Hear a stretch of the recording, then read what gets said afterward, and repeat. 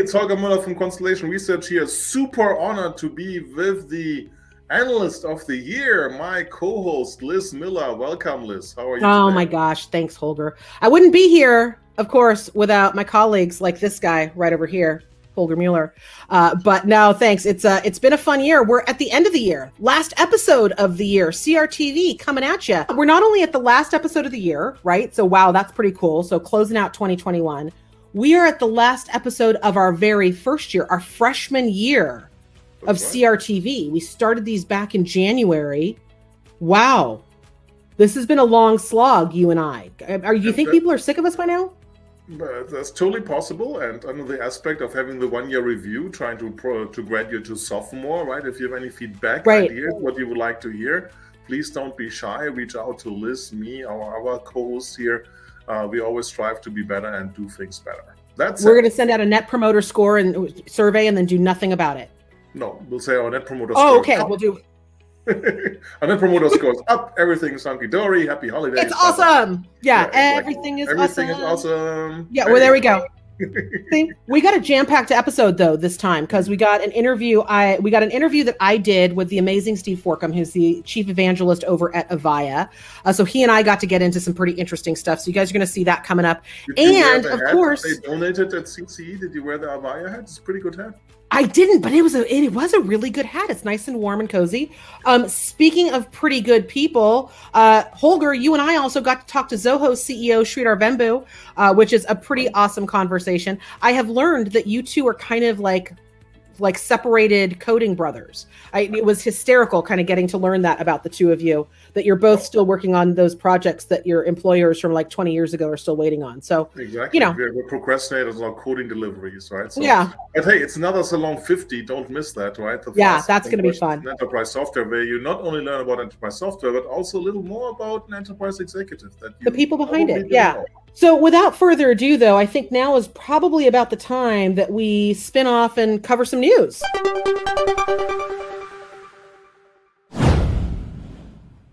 What happened in the last 2 weeks? I mean, of course, this little unknown company, Amazon, took a huge break, right, of going down, not during the week of the user conference, which I attended. Just after. But just 1 week later, right? What kind of break is that? I wonder what would happen at the conference, right? So the Wi-Fi was bad, which they were embarrassed about, which was never bad, and they tried to fix that on day 2. But I'm not sure how much Amazon runs Amazon to producing reInvent. So this could be a really, really bad event from that perspective. Yeah. I just thought it was ironic that at the show where they were introducing private 5G, everyone in the room was having it was like consistent on Twitter, like everyone was having a hard time. But what I thought was really interesting was, listen, the timing of the outage of AWS. Of course, AWS East goes down. The world is thrown into chaos. For me, it was that other reminder of the vast majority of times, it's not faceless hoodie guy in mom's garage, trying to bring down the interwebs.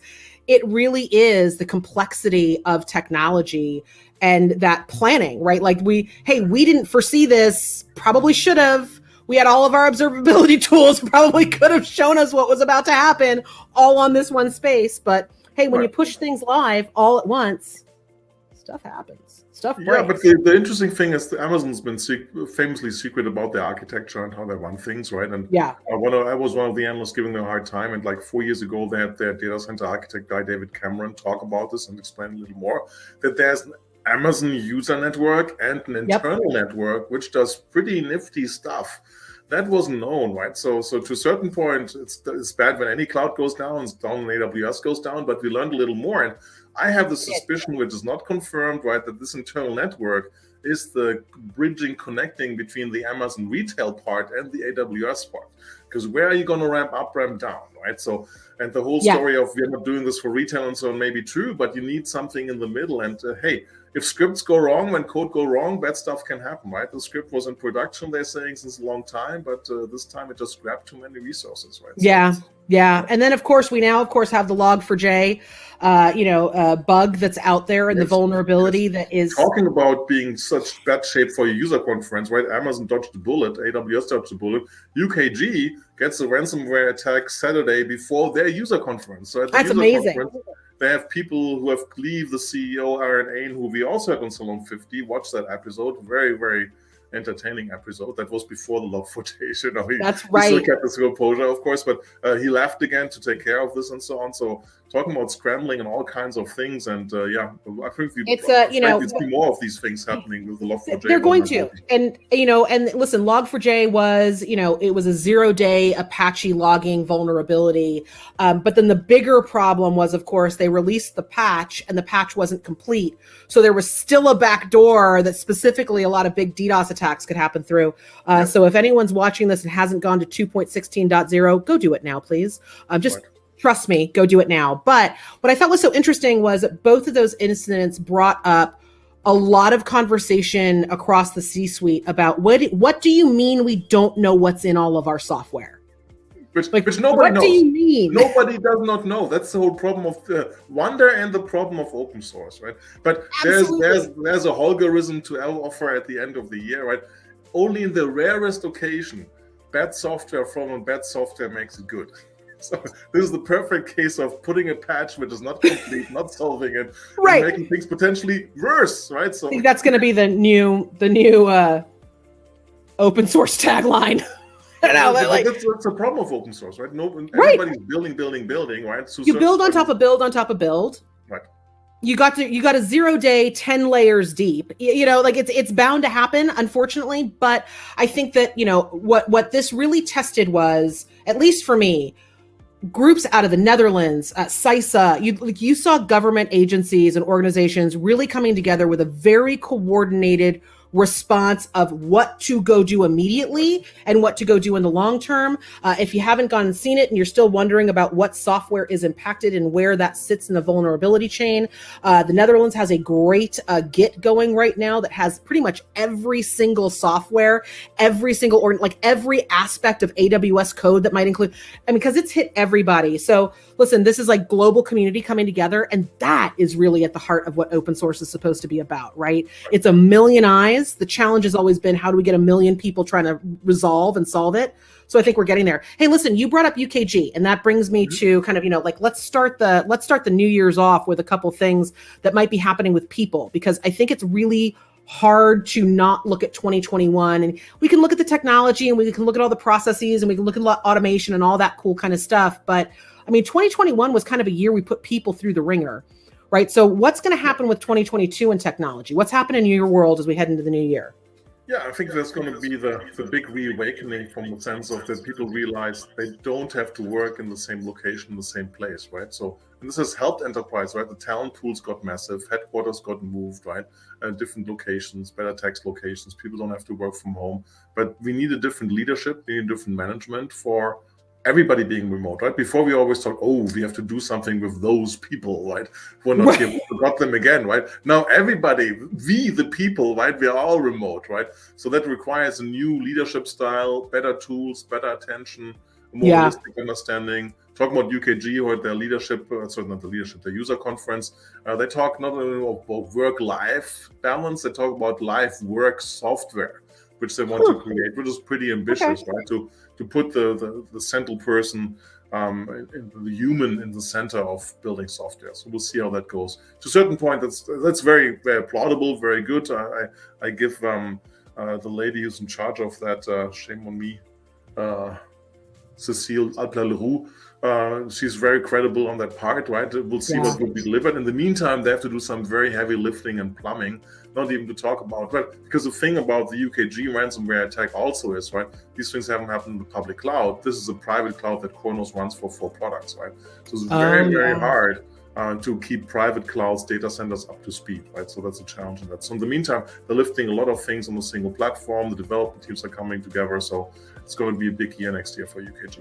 Yeah, I like it. But you bring up something really interesting, because it's something that I'm seeing across a lot of organizations, right? As we start to, especially in my world, everyone's very used to and very comfortable talking about how our customer is everywhere and our customer's omni-channel and our customer one experience is everywhere. But we've kind of fundamentally forgotten the fact that that customer who is everywhere also needs to engage with an employee who is everywhere, right? That employee is in the same way as they, experience those things with their customer base. They want tools that are intuitive. They want tools that are smart. They don't want to have to learn technology necessarily to come do their job, right? Like not everyone actually wants to be a citizen developer. Sometimes you become an accidental citizen developer, right? And we're trying to figure that out.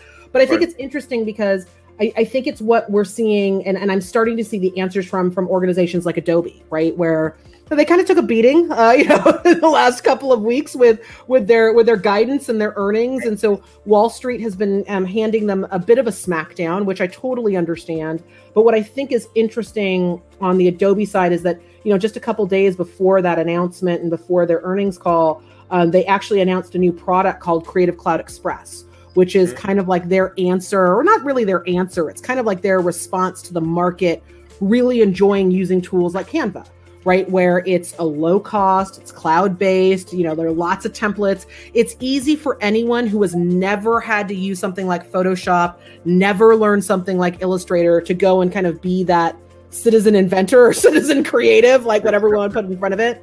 But I think it's indicative where Adobe should be heading. I hope we see more of it, right? Of being able to bring that notion of democratizing creativity, which is something that they've been talking a lot about, but then also democratizing how experiences are developed and deployed. It's a lot about that, right? So our people can feel that they're successful at all this stuff, right? They don't want to go take 19 courses just to be successful in their job. So seeing that Adobe too. So I think it's interesting that both UKG and Adobe seem to be wanting to push down that path. Right, but this is a good true note for any software developer, software direction to really think, how are my users going to be successful?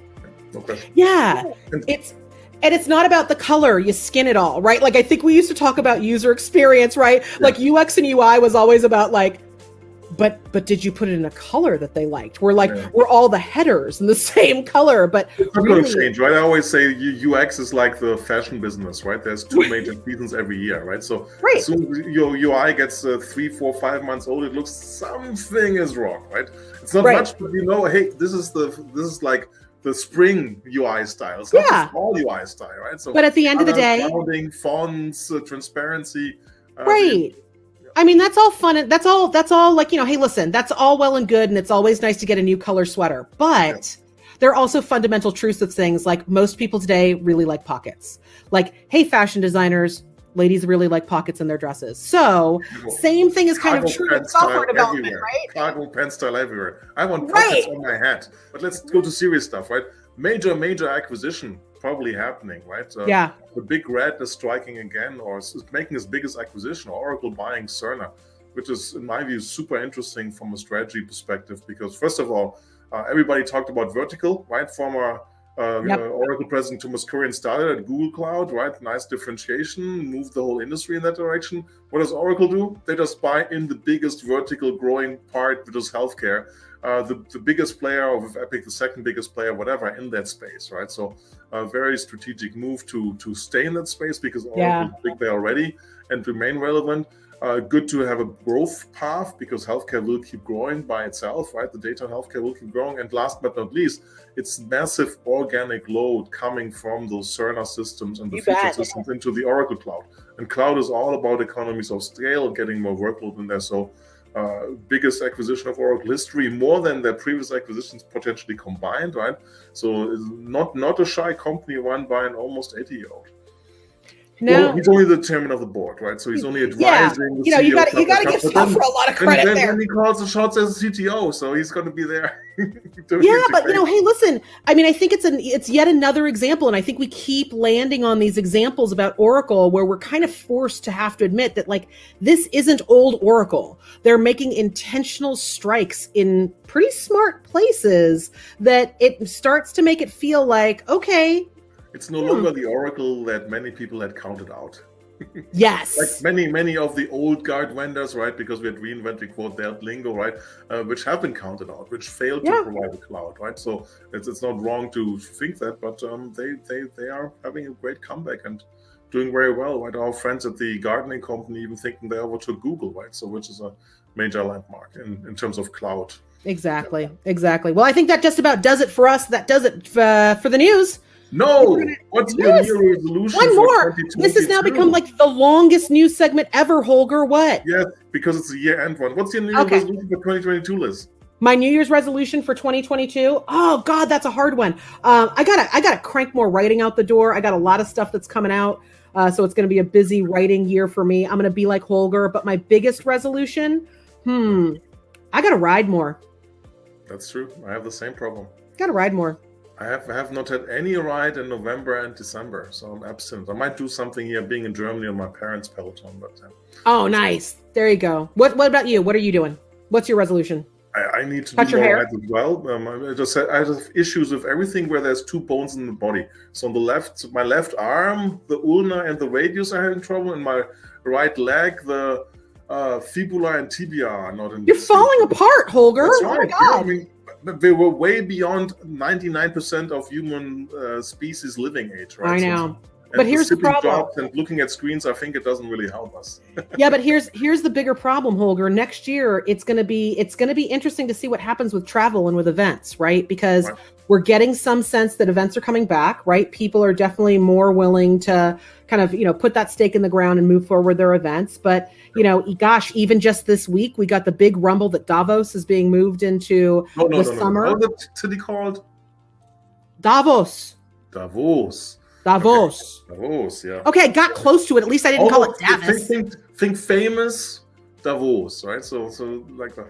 I got close. I got closer. But listen, last year they said they were going to push into summer and then they didn't do it, right? Yeah. So I think we're not going to see that this year. We're going to see a lot more live events. We're going to see those live to hybrid. Exactly. It's great. Well, we have officially gone over into the longest news segment, I think, in CRTV history. Congratulations, Holger. Good us. Records all over. Records breaking all over the place. Listen, thanks for joining us today, everyone. And now, on to more content.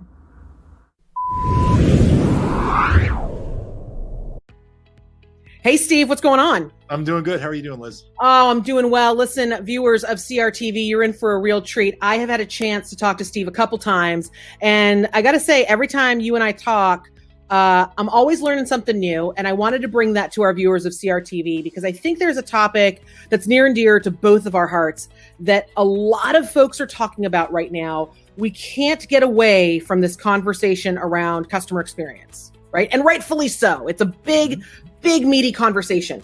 But where I wanted to start is almost like where we left off on stage at CCE a couple weeks ago was it's more important than ever to get not just customer experience right, but our employee experience right? There's two ends of that customer. So let's talk about that a little bit. Why is now the time we have to change as opposed to even like 6 months ago, let's say 18 months ago, yes, to the pandemic, but then even when we got through the pandemic, it was kind of like we'd like to change still. Where do we keep changing? Why do we have to keep that ball of change rolling? Because it'll roll you over if you don't keep moving on it. I mean, especially now with labor shortages and the issues around just trying to find staff, it is more imperative than ever to really focus on the employee experience part of that equation. The benefits actually are often underreported. Being an agent or a frontline worker in general, handling customer interactions is thankless work. It is thankless work. Yeah. You deal with frustrated customer after frustrated customer after frustrated customer. And we tell in the contact center, we tell agents, take that pause. They cling to those minutes in wrap up time like they're an oasis. And they watch the seconds tick down, and it's almost like, the director casting the Joker of like, put a smile on that face. You're getting back into queue. Right. It's interesting because that creates compounding decline, right? So frustrated callers lead to frustrated employees. But frustrated employees, no matter how hard you smile, customers are going to see it. And they're going to feel it. It creates a decaying outcome. Yeah. But they're going to feel it. Like that's the bigger issue, right? Yeah. Like that frustration, that like stagnation with your employee, it's that your customer's going to feel it. Mm-hmm. And that's where the empathy model comes in, right? And so I think that's where it's not just the customer that's experiencing everything, it's our employees that are experiencing everything. And I love that was a statement that you'd made, with me when we were talking. Share a little bit about that, because I think that we tend to focus a lot on the customer is experiencing everything everywhere. Yeah. And to just build on that, though, the compounding benefit is when you have happy, engaged employees who are satisfied in the work they do, that creates happier customer outcomes. So it's actually a compounding benefit if you focus in on the entirety of the equation instead of just kind of taking the customer is always right approach to, kind of focusing in on how you tweak your contact center, how you build your customer engagement solutions. And when you kind of look at all of the different constituencies, to your point, it just creates magic. But let me just play devil's advocate, like snarky devil's advocate for a second, because let's take customer experience, like let's take the customer contact center just for a hot second, right? Historically, most of our tools focused on the contact center about employee performance are more about how do we get the calls shorter? How do we make sure that you got off, it's got to be faster routing, faster this. It tends to be rooted in this kind of performance outcomes, but it also kind of feels like tattling, right? Like it also kind of feels like sometimes with the agent, like we're going back and saying like, why didn't you do this? Or why? It's almost like that weird sales CRM dynamic, right? Of why didn't you close this? This should have been done faster. Okay, well now with the agent, this should have been done the other way. But you guys don't see it that way. Like that's not the environment we're talking about here. This is a shift in that model as well when we start to talk about performance and outcomes. Yeah, and I think the part of the challenge is a lot of the methodologies that were used in customer engagement are from a time that's long since passed. So you talked about what I call the manufacturing mindset. How quickly am I processing these things? And these things happen to be phone calls. And that worked in the past when the types of interactions that a customer employee had to deal with were transactional in nature. I need to reset my password. I need to check my balance. I need to make a payment. So you can measure how quickly do we get these things done? How quickly do we make that sausage? But in today's world, everything that is transactional is done somewhere else. We talk about the employee, everything customer. We want everything, but we want it on our terms and we want to be empowered. So I don't call the bank to check my balance. I do it in the app. If I need to reset my password, I do it on a mobile app using two-factor. When I call in though, it's because I've got something that's important to me or it's complicated and I don't want to pretend to be an expert. I want to talk to an expert. So having an understanding that the metrics that we used in the past don't work anymore and really focus in on what matters and what should we measure is crucial. So next generation measurement tools like Net Promoter, Customer Effort Score, those are really crucial as a part of a digital transformation strategy. It's not just the technology that's going to help you become best in class. You've really got to change about your thought process and your methodologies about what am I measuring. I'm not measuring bales of hay anymore. I'm looking for the needles in the hay because that's really where the gold is. But that's why you guys talk about experience thinking. And that's where like I start to really align with that, right? Because it's not about going in and having another session about like empathize with how your CFO feels or like put yourself in your CFO's shoes. Like we're not talking that. Like that's not the type of thinking we're doing. You guys are actually talking and Avaya's talking about thinking differently as an organization with the customer first. On how to bring those new experiences to life. So share a little bit more about the experience and thinking kind of mindset and what that is. Sure. I mean, basically what it's saying is you can't keep putting a square peg in every hole on your board. And the way that we used to adopt technology was we forced the business process to fit within the technology. Yes. The era of monolithic apps. I buy and adopt this app and it's going to be used for everything we do. Was literally trying to squeeze every single business process into a one-size-fits-all in or out doorway. And transformation was how big your hammer was, right? Yeah, it's like, exactly. oh. Exactly. And in experience thinking, the focus is how do I create just-in-time, fit-for-purpose experiences across all of the different surface touch points in my business. Right. But using the same common back end, because there still are times where you've got a square peg and you've got a square hole. Right. The monolithic app still has a place. You don't want to build everything from scratch because then you're reinventing the wheel. But you want to leverage that same common toolkit in the places where it makes sense. Yeah. And I love that. Well, Steve, thanks so much for being with me today. And as always, these conversations are amazing and we'll have to have you back for more. Absolutely. Thanks.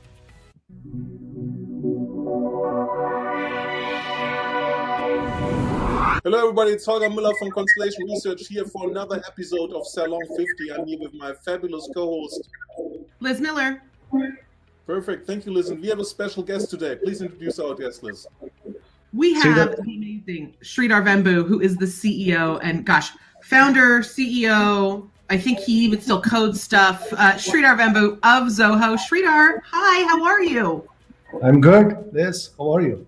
Oh, I'm doing well. It's lovely to have you. Welcome to the salon. This has become known as the fastest 50 questions in enterprise technology. And the reason why we've asked you here is we love asking really interesting people to enter the salon and just get to know you. We're just going to ask you some questions. You're going to ask us some questions. Ask Holger all the really hard ones. So that should be fine. Yeah, that'll be okay. So because you're our guest, Sridhar, how about you ask the first question to either Holger or myself, and we'll start the fun from here. Yeah, I'm going to ask you, Liz. Okay. Where and when are you the happiest? Oh, I'm the happiest when I am surrounded by my family. If my daughter's doing something ridiculously insane while it's happening, usually saying something mildly inappropriate, that's usually when I'm the happiest. I'm not going to lie. What is your favorite childhood treat or snack? Peanuts. In fact, I tend to over snack on peanuts. And I probably have had peanuts every single day of my life. Really? Like just boiled or like salty? Like what kind? Salty. The ones in India, you have this little, like the Spanish peanuts, they call it in the US, the smaller ones. Yeah. And that come with the wrap on a little bit and salted, and they would sell it in every street corner in Chennai where I grew up. So you can buy it for a small amount of money. They'll give you a little this thing, and I used to have it every single day. I think many people who see me I keep popping peanuts. There we go, peanuts, the ultimate gift for Sridhar Vembu. I like it. Sridhar, now you've got one for Holger. Holger, so who's your personal hero? There's so many personal heroes, right? So who to pick quickly here? Well, I'll say it's my godfather over here in Germany has done a lot of things for me, a lot of firsts. He took me to the first soccer game of Germany against Spain, which I'll never forget, which my parents wouldn't take me. Took me for the first Bundesliga game. So I blame him on my soccer route for that. Yeah, I'll take my godfather. Onkel Heinrich. And here we go. Good one. Ask you one back. So for your from your work life, right? What was the first technology you used in your career, and how did that go? Yeah, the first technology I had to use was the C++ programming language, which I didn't know how to code it. Okay, this is the very first. I get my job in Qualcomm, and that was my first job and really the only job I've had outside of Zoho. And my job was to program computer simulation of some network system, and I had to learn this language C++ and code that. And it does actually, I can see that I'm still in software. So I kind of like the experience, so I switched to software. Is anybody still waiting for your programs? Yeah, actually, there's some stuff that I didn't deliver yet. So okay, we'll have to find out. Of course, in software, right? You're never finished in software. Excellent. Only two software guys would know that job. Right? Qualcomm is from San Diego. That's excellent. Yeah. What word do you overuse, Liz? You tend to overuse as an analyst. Actually. I overuse the word actually all the time. Good It's one. not pretty. I really should try to do something about it. But actually is a really good word, so I don't think I should. Oh gosh. Okay, Sridhar. What work habit would you like to break? Yeah. This is only, people who are around me close. And when I get angry sometimes, right, I'll tend to curse. So that's something that I want to break. Yeah, I don't want to. People who are near me know this and they get used to it. They sometimes keep a counter. My sister would do it a lot. She would remind me. No. Does your sister have a swear jar for you? Does she just push it over to you? Actually once She cursed me back, and after that, I just kind of a little bit. I altered my behavior after that. So I'll be put it that way. I gotta tell you, I gotta agree with you, Sridhar. I kind of have a potty mouth too, so yeah, it's not great. It's not great. I wouldn't say so. But Sridhar, what question do you have for Holger? Or am I asking? No, I asked you. That's right. Holger's turn. Yep. So, what trait has helped you most in your line of work? What is your trait? Yeah. I think curiosity, right? So take every briefing as one, have a beginner's mindset. Always there's something to learn, right? Customers want to learn something, vendors want to learn something. Always keep up the curiosity, which is really easy because everybody makes it easy. But I think that's the most important thing as an industry analyst. Be curious about stuff. Want to learn about stuff. Yeah. We'll have to ask Sandy if the team at Zoho agrees that your curiosity has been helpful to them. Too curious. Too curious. Exactly. Too curious. Say it, Liz. He's going to ask about the roadmap. I'm just going to tell everybody right now. Especially curious He's about most curious about. My engineer. It's all in the roadmap, right? Yeah. So you asked me a tough one on my personal hero, Sridhar. So I'm going to ask you a hard one. What's the best advice you've ever received? Yes, and this was actually way back in the early days of the company, and I was doing the sales calls myself, right? And we signed the contract, and after signing the contract, the customer took me aside and told me, "You are an idiot, hire a salesman, because you could have asked for a lot more money." He told me this. You could have asked for a lot more money. Now that I've signed the contract, at least I'll give you this advice: go hire a salesman. I took the advice. So, these are some things you learn in business, right? This customer was, he was kind enough to at least let me know that I could have asked for a lot more money. Look, my experience was even more humiliating because I got the same advice, and the customer said, because we want your company to not go down, we're going to pay you more. And you asked and we agreed. So that's even more humiliating, right? Yeah. You think we that was the first time we hired a salesperson after that. What was the first job that started your career path? Oh boy. So I guess my first job in my career was working in public relations for an organization called the Continental Indoor Soccer League. And this was a soccer league that was owned by NBA and NHL sports teams in the US that had empty arenas during the summertime. And they figured, we've got hockey equipment, so let's just throw down some AstroTurf and let these guys run around, and we'll put a really small ball in there so it'll go fast, and American fans will appreciate it because it's faster than outdoor soccer, and then someone could get hurt. So I did that. But I will say, while that was the first career I would list on my LinkedIn, I will argue that the first career that helped me, or the first job I had that helped me in my career, was working at the Gap. Because when you work at the Gap, they teach you that when you stand at the very front as the greeter, so when you have the temerity to walk into the Gap and 10 people say hi to you, people get trained to do that. And what they teach you is to never ask a closed-ended question. They teach you how to ask open-ended questions. So you're not supposed to ask the question, are you here looking for something today? Because someone could say no. So you say, what can I help you find? And so it forces the person into a conversation with you. And so I would say that was my first official training to be a marketer. That's a really good one. That's a good training. So Sridhar, I'm going to ask this last question of you. We're going to land here, because I don't actually think you do anything that is just like a hobby or downtime. Like, I don't, like, you're too busy doing everything. Like, you're starting schools, you're changing the world, you're running a company, you're doing a lot of stuff. You've got like 7 clocks that I think run at the same time. So what helps you recharge your battery? I go for a swim every day in the local pond here. I swim for at least 45 minutes, maybe an hour. That's my recharging the battery. And I like it because it's both exercise and relaxation, both at the same time. So that's good. What's Sridhar, I'd like to introduce you to your long lost cousin, Holger Mueller over there on the other side of the screen. He's going for a swim. He'll get you hooked up with a Peloton name too. Y'all have a great time. Yeah, no, absolutely. What's your favorite stroke, sweetheart?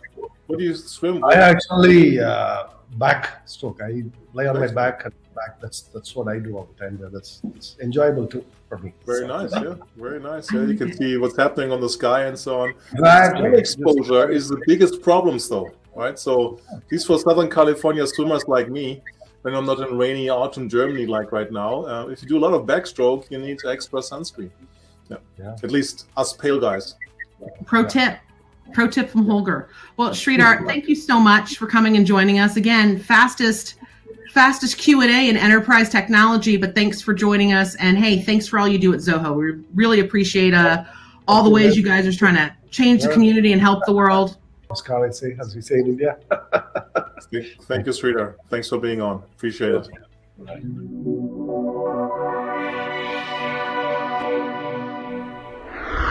We're done. We're done. It's over. We're done. Put a close on the year. That's it. Boom. CRTV episode done. Thanks y'all for joining us.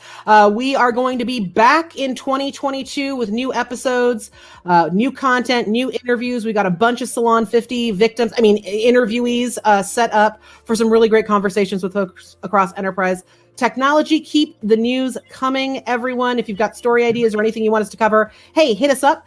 You can check us out on Constellation R at Twitter, or at Liz K. Miller or Holger MU. And hey, Holger, happy holidays, man. Happy holidays. Thanks for being with us 2021 and a happy 2022.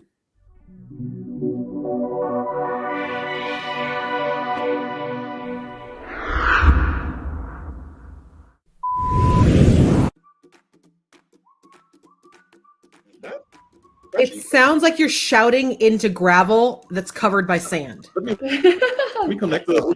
That's exactly what it is. Hannah, you'll understand this. I had to put my eyebrows on. Yeah, I was actually just about to say that they look really nice. Thank you. Oh, God, worse. Wow, this is All I heard was a Peanuts parent going, maybe I should clean these suckers before we start. Wait, I mean, the most watched show the fastest show in enterprise. What are we calling this again? Here's the NDA haze for you, Andy Thurai, covering AI, right? Like, at the moment you hear this, right, tweet to us with the timestamp you heard this, because we're going to make sure that you're watching the bloopers of the last CRTV of 2021, my friend. It's a requirement. Oh, God, Holger's frozen. Oh, Jesus. Not a good idea to leave apple juice out for 3 weeks. Yeah, no, don't do that. And then don't drink it. Oh, for the love of God, you're going to get sick in the middle of this episode. Too late. Well, have an eating malfunction here. Well, ladies and gentlemen, and that was the last we heard of Holger. Yeah, I can do magic tricks. That's Holger. Please don't. Holger. Look. Please don't. I'm gone. Oh, God. Okay, why are we talking about this right now? Holy crap. Hannah, get out of here. We got good stuff. Oh, my God. We're recording. Oh, yeah. No. Ah, that looks weird. Go back the other way. Yeah. Back. Okay, that's it. But I just want to. We go this way. Oh. Where's your hand? There. That's the show, everyone. Peace out. We high-fived. We're out of here.